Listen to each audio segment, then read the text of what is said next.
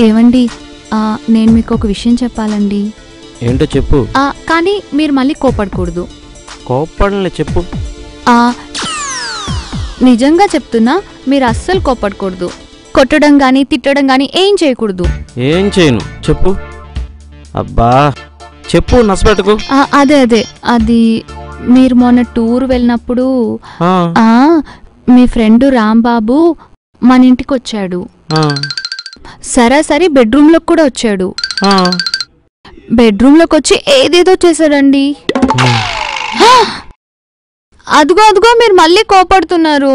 కోపడ్డం కాదే, మొన్న వాళ్ళ ఆవిడ ఇంట్లో లేడు, ఊరు లేడని చెప్పింది. మీకెలా తెలుసు? నేను అక్కడెక్కడ చచ్చాను మరి.